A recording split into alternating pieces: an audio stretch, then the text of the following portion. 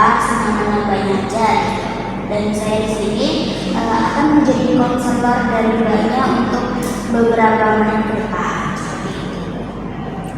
Ya, baik Mbak Nadia. Perkenalkan, nama saya Naya Masyarakat, bisa dipanggil Mbak Farah. Oke, saya panggilnya Mbak Farah ya. Oke, Mbak Farah, sebelum kita lanjut ke sesi konseling selanjutnya ini, saya akan menjelaskan beberapa asas yang ada di dalam bimbingan dan konseling. Jadi yang pertama itu ada asas keterbukaan. Jadi di sini Mbak Farah diharapkan untuk terbuka sepenuhnya sama saya ya Mbak Farah ya. Dan jangan khawatir, soalnya selain ada asas keterbukaan, kita juga punya yang namanya asas kerahasiaan. Di dalam asas kerahasiaan itu mengharuskan kita untuk menjaga rahasia, menjaga semua cerita yang telah diceritakan oleh Mbak Farah kepada saya, dan itu akan 100% terjamin gitu kerahasiaannya. Jadi Mbak Farah nggak perlu khawatir. Jadi seperti itu ya Mbak Farah. Ya. Kemudian untuk proses konseling ini akan berjalan kurang lebih 30 menit ke depan ya Mbak Farah. Oke. Kalau gitu Mbak Farah tadi kesini naik apa? Saya tadi kesini naik Gojek ya. Naik Gojek. Ya. Rumahnya mana Mbak Farah? Rumahnya ini apa namanya? Manuan. Oh, Manuan. Berarti sama kayak saudara saya ya, rumahnya dari Manuan. Berarti kalau kesini lumayan nih Mbak Farah kalau naik Gojek? Iya, lumayan Mbak, sekitaran 20 ribuan itu untuk ongkirnya.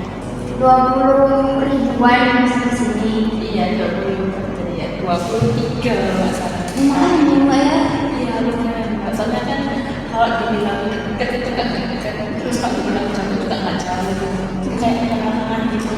Iya. Kemudian untuk kesibukan Mbak Farah akhir-akhir ini apa bisa dikatakan? Kesibukan saya ya, saya itu sedang berkuliah di Mesa Mbak. Terus saya itu kebetulan itu ambil jurusannya biologi. Tapi kalau dulu itu kan kalau di Indonesia kan itu ya Mbak, ikut kampusnya itu ikut kampus yang diceritain itu loh Mbak, jadi kayak jauh gitu. Oh, kamu selama gitu Iya, ya? kampus lama. Tapi kan di kampus saya itu kan yang diceritain itu terkenalnya kan kayak sering banjir, terus juga sering macet gitu sih Mbak. Jadi Mbak Farah ini sekarang kan menuju sarjana Iya, ya? S1. Oh ya, S1 biologi dan kebetulan untuk prodinya itu berada di kampus lama gitu ya, kampus lama dan tamu yang suka banjir, macet seperti itu. Iya, benar. Terus gitu tuh Mbak Farah biasanya kalau kuliah naik Gojek juga Pak? Ini sih Mbak, saya itu kadang naik Gojek, kadang juga naik sepeda sendiri itu karena sepedanya itu kayak gantian gitu loh sama saudara saya. Jadi kayak kadang kalau kuliahnya kan kuliahnya tuh di hari Rabu, Kamis, Jumat gitu. Nanti 3 hari itu kadang 2 hari saya bawa motor, 2 hari saya Gojek gitu. Jadi ya kayak sering-seringnya gitu beberapa kalinya. Karena kebetulan bawa motor gitu gimana? Sampai nggak sih Mbak jalannya tuh macet atau kalau hujan itu harus banjir gitu. Iya, capek sih Mbak, jujur. Apalagi kan kayak sebelum ke kita itu kan kalau lewat teman-teman sendiri kan kayak macet gitu sih Mbak. Itu kayak saya tuh udah capek gitu. Terus nanti keluar di Mio gitu kan macet banget. Terus juga apalagi nanti pas sampai gerbangnya kita itu kan lagi dibangun juga. Jadi harus kayak banyak orang gitu kayak overload gitu. Terus juga ketambahan panasnya Surabaya gitu kan. matkulnya kan jam 1 gitu ya. Terus kayak saya harus berangkat jam 12 kalau nggak jam 12 lebih gitu lah. Itu kan lagi panas-panasnya macetnya gitu kan. Ya itu kayak kadang capek terus PP, terus nanti belum juga orang-orang yang jalan tuh kayak robot gitu loh mbak, kayak yang kesini yang belok yang apa seinginnya tuh caranya ke sana tapi belok ke kiri gitu kan. Orang-orang mengalami macet panas Jadi Farah ini capek gitu ya dengan bolak-balik PP, dan suasana jalan yang ramai macet, terus juga kadang itu ada orang yang belok sennya ke kanan tapi beloknya malah sebaliknya ke kiri gitu ya Mbak. Terus selain untuk berangkat dan pulang yang bikin Farah capek, apakah ada hal lain gitu yang bikin Farah capek di keseharian Farah? Kalau menurut keseharian saat ini sih aku capeknya selain di PP yang itu di perkuliahan sih mbak. Tapi ini kan ada dua faktor itu yang bikin capek ya. Yang pertama itu kayak lingkungan pertemanan gitu loh mbak. Itu kayak apa namanya, misal aku tuh di hari ini itu aku berteman sama teman-teman, bandingkan 2 minggu kemudian tuh yang situ udah gak mau sama aku gitu. Jadi malah kayak teman sama yang lain, terus aku malah kayak itu gitu kan. Terus pas tanya itu malah kayak apa sih biasa kayak toksik itu loh mbak, kayak gimana ya, apalagi lingkungan teman-teman itu kayak mementingkan diri sendiri gitu loh mbak, yang kayak ambis juga, terus kepentingan orang lain, terus kayak meetingin diri sendiri gitu loh mbak. Terus kalau ada tugas gitu ya mereka tuh kayak ambis sendiri gitu, itu yang bikin aku capek.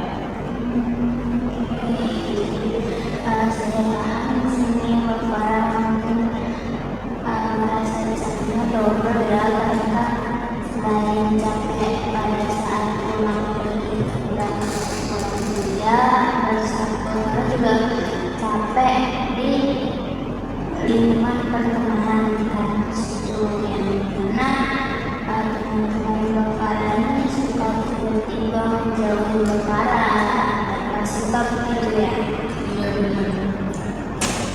Selain itu, apakah ada hal lain gitu yang membuat Farah merasa tertekan mungkin? Ini sih mbak, tugas. Kenapa tugas yang pemerintah? Kan tugas kan sekarang kan aku semester 3 ya, jadi kayak lagi bikin tugas gitu. Nah itu kalau di semester 1 itu kayak iya mau capek, tapi enggak yang capek banget gitu.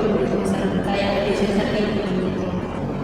Kalau di semester itu kayak ada praktik-praktik gitu, terus juga nanti tugas kelompok juga bikin ini gitu dan gitu. Tapi mungkin kalau untuk pemeriksaan itu aku tuh capeknya tuh ini sih mbak, ke salah satu matkul FKW. Jadi kayak kalau di kampus itu ada dua, ada MBKM sama FKW. Nah MBKM itu kayak matkul yang mencakup jurusan biologi gitu. Tapi kalau FKW itu kayak matkul yang bukan biologi tapi wajib lulus dulu, kayak agama, olahraga, bahasa. Kalau boleh tahu, kenapa ada apa dengan matkul MKWU yang membuat Farah pernah? eh, kan kalau di semester 1 itu aku udah ngerti itu agama, terus di semester 2 itu aku bentuknya ini apa namanya olahraga sama kayak literasi digital. Terus dan di semester ini aku bentuknya bahasa dua-duanya itu ada bahasa Indonesia sama bahasa Inggris. Nah, aslinya tuh matkulnya tuh online gitu loh, kayak kita nggak perlu ke kampus gitu lah. Nah, tapi yang di bahasa Inggris itu tuh kayak tiba-tiba dosennya tuh minta offline gitu. Setiap pertemuan tuh maunya offline atau online. Padahal kan ya kan KBU kan harusnya kayak yang penting dia penting, kayak yang penting mau dulu. Tapi dosennya yang bahasa Inggris itu kayak dosennya offline terus di setiap pertemuan gitu. Jadi yang bikin orang-orang bahasa itu ya karena biasanya suka minta jadwalnya online jadi offline gitu ya. Terus kayak misal kan kalau setiap waktu itu kayak ada tanggung jawab gitu ya. Nah, si PJ itu kayak udah berkok kayak apa ya? Apa tuh namanya? Kayak udah berusaha ngobrol sama dosennya kayak mintanya online aja gitu. Soalnya kan jalur kita tuh udah kayak capek gitu kan. Tapi dosen itu nggak mau kayak online aja offline. Pernah itu kayak di pertemuan berapa itu dosennya minta offline dari jam 4:30 sampai jam 6 sore.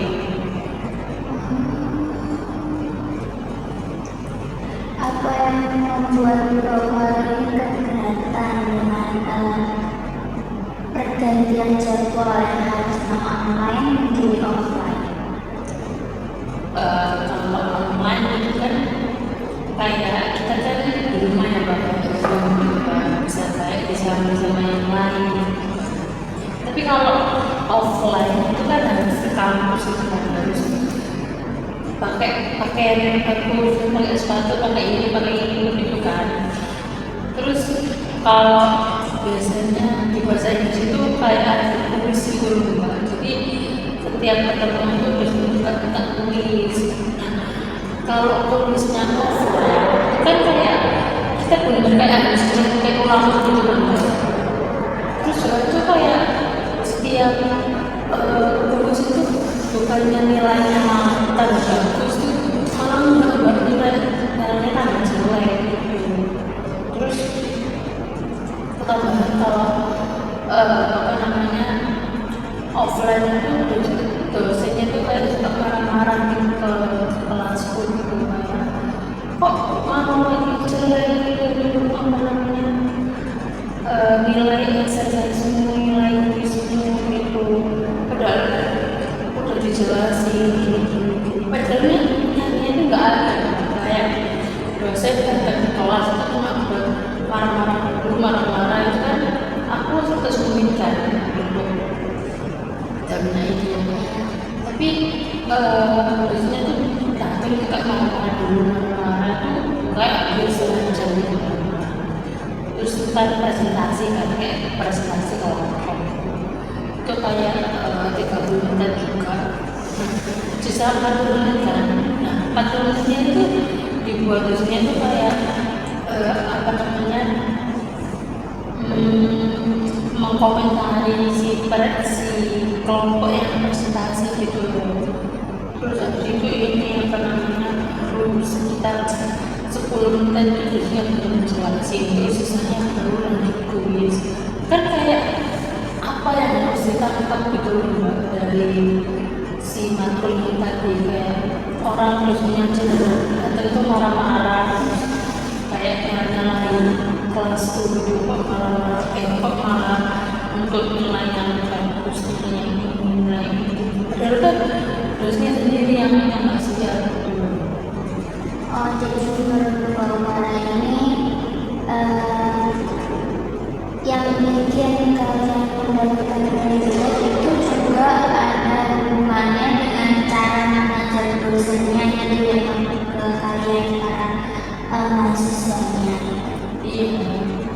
dengan dosennya yang cuma masuk kelas dan marah-marah doang, habis itu hanya mengkritik dari hasil kinerja mahasiswanya, kemudian menjelaskan hanya sedikit saja materi yang seharusnya 1 jam perkuliahan itu bisa digunakan untuk menjelaskan satu materi dalam satu pertemuan. Jadi kayak rasanya kurang efektif gitu ya Mbak ya. Jadi di sini Mbak Farah itu merasa kalau yang bikin nilai Mbak Farah sendiri jelek itu juga karena dosennya. Gitu. Apakah ada hal lain gitu yang bikin Mbak Farah tuh nggak suka sama materi itu? Ya kan kebanyakan itu tadi semuanya. Nah, semakin dosennya kayak gitu, itu kayak semakin aku tuh takut gitu, nggak takut menghadapi matkul bahasa Inggris, takut masuk ke kelas bahasa Inggris, takut kerjaan tulis, takut kayak dapat nilai jelek gitu. Karena kayak setiap ketemuan kayak sama kan ada 2, 3, 4 kali. Nah, semakin berjalan pertemuan itu nilainya kurang makin bagus gitu, malah makin jelek. Padahal kata dosennya tuh materi yang disampaikan udah banyak gitu, nggak cukup buat mahasiswa buat kerjaan gitu. Tapi menurutku juga tuh malah ini ya katanya malah buat aku makin jelek nilainya gitu. Terus juga aku malah menjadi kepikiran gitu kan. Nah, aku tuh tipikal orang yang kalau menjadi kepikiran tuh makin kayak nggak bisa mikir itu bakal kerjainnya gitu. Jadi itu nilai malah makin jelek. Yang awalnya aku dapat 8 terus tambah itu kayak nanti dapat 6, 5 gitu. Terus juga kayak semakin aku dapat nilai jelek gitu ya, kayak semakin pikirannya buka, ini malah bikin aku males buat masuk gitu ya, kayak males buat masuk kelas, terus malah kayak udah gak ada ketertarikan gitu sama matkul bahasa Inggris, kayak udah gak ada yang bikin aku semangat lagi buat sama matkul bahasa Inggris. Malah kayak aku pengennya diudahin aja gitu, kayak enggak yang apa namanya ada terus matkul bahasa Inggris, jadi kayak maunya lepas gitu. Karena nilai Mbak Farah ini makin hari makin turun, karena juga itu kan disebabkan oleh dosennya yang kurang apa ya, kayak kurang aware kan ke mahasiswanya, malah sempat marah-marah, ada yang menjelaskan secara perlahan. Itu kan bikin Mbak Farah juga tertekan ya, ada pressure gitu. Itu juga yang bikin Mbak Farah nilainya jadi setiap harinya itu setiap pertemuan jadi turun, semakin turun. Dan itu dari nilai tersebut Mbak Farah merasa kalau Mbak Farah ini menyerah gitu, fokus gitu. Aku udah gak bisa nih di sini gitu. Semakin hari juga Mbak Farah ini semakin malas gitu buat ikut matkul ini, dan berharap kalau matkul ini tuh cepet-cepet selesai gitu untuk setiap harinya.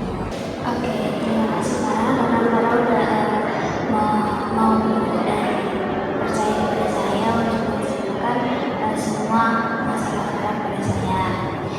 Di sini saya paham apa yang Mbak Farah rasakan, dimana Mbak Farah pasti merasa tertekan ya dengan adanya matkul tersebut, ditambah lagi dengan dosennya yang bisa dibilang suka marah-marah gitu ya untuk mengajar. Iya, itu juga gimana ya, kayak apapun usaha saya itu kayak masih kurang gitu loh, kayak di matanya dosennya itu kayak mau gimana pun saya belajar terus mencoba untuk aktif di kelas, terus kayak apa namanya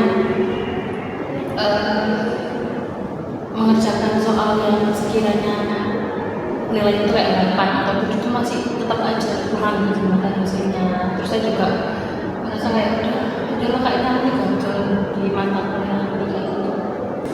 Jadi tadi Mbak Farah kan bilang kalau misal dengan adanya matkul MKB ini itu bikin Mbak Farah merasa gagal gitu ya.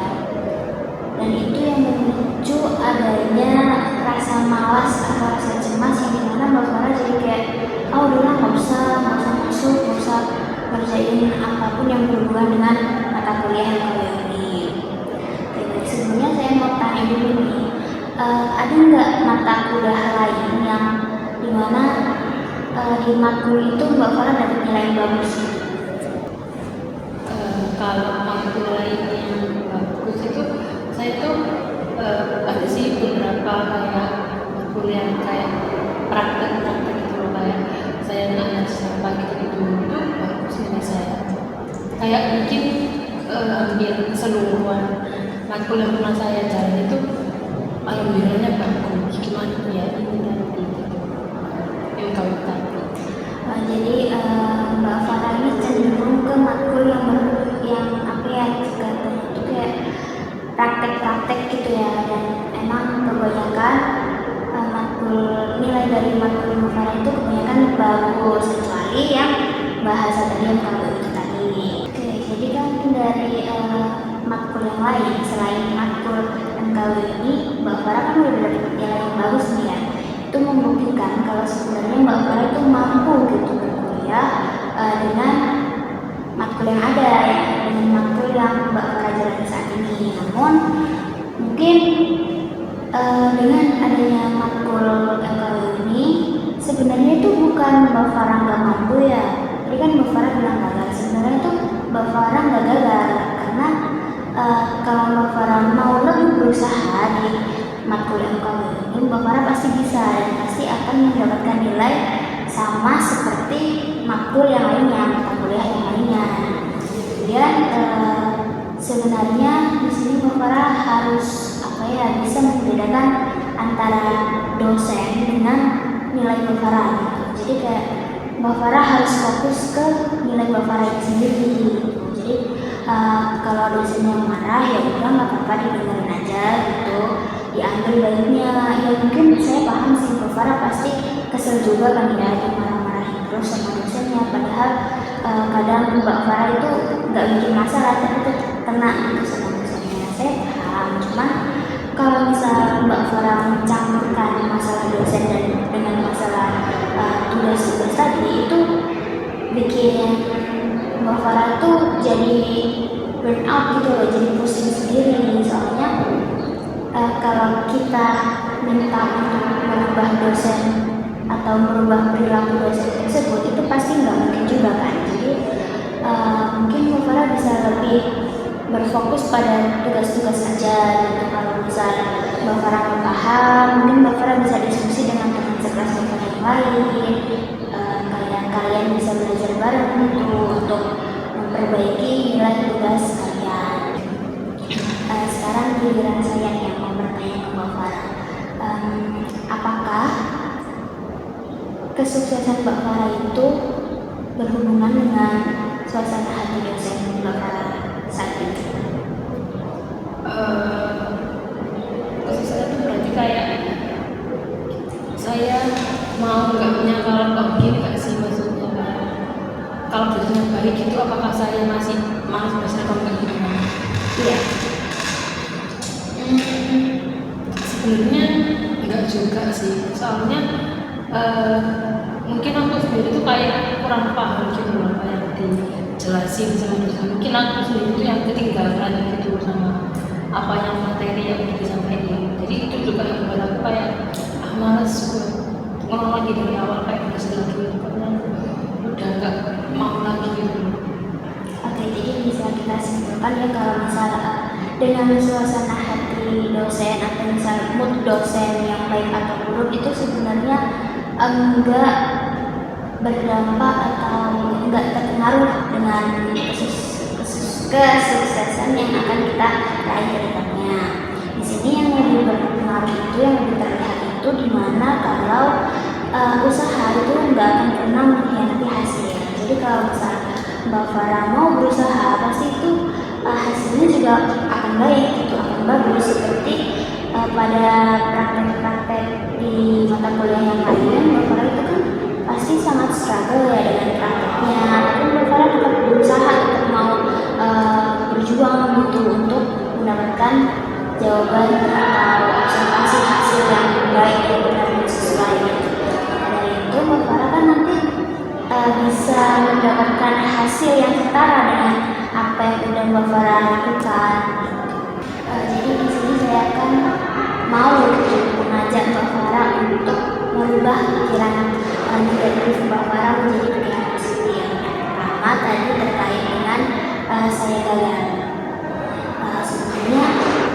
yang bikin gagal itu menurut saya itu bukan karena Mbak Farah nggak bisa, tapi karena Mbak Farah tuh kurang berusaha gitu ya. Seperti yang Mbak Farah tadi bilang juga kan, kalau Mbak Farah tuh kurang paham juga sama materi gitu, karena kan mungkin belajarnya kurang menjelaskan.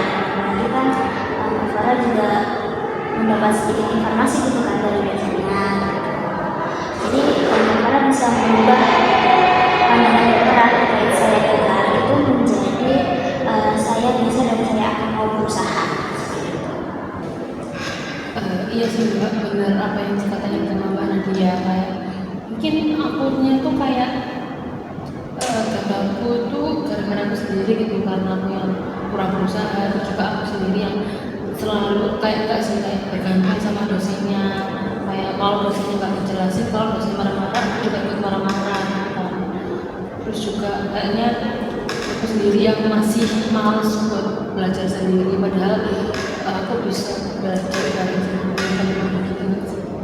Iya, jadi Mbak Farah juga kalau misalnya nurutin mood dosennya atau misalnya hanya belajar di dalam kelas dengan dosen yang minim informasi, itu juga pasti akan menyulitkan Mbak Farah, karena kan Mbak Farah hanya mendapatkan pembelajaran itu aja gitu. Sedangkan yang diujikan pasti kan lebih banyak gitu materinya daripada apa yang dosennya ajarkan di dalam kelas gitu. Jadi mungkin Mbak Farah bisa belajar di luar kelas dengan teman-teman Mbak Farah, atau mungkin belajar sendiri, misal dari nonton tutorial di YouTube dan sebagainya. Seperti itu ya Mbak Farah.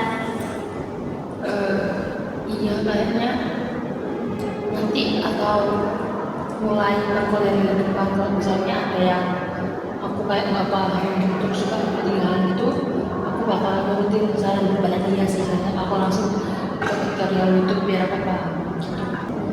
Oke Mbak Farah, mohon maaf ini sudah 30 menit ya konser kita hari ini. Apakah ada perasaan yang masih mengganjal di hati Mbak Farah?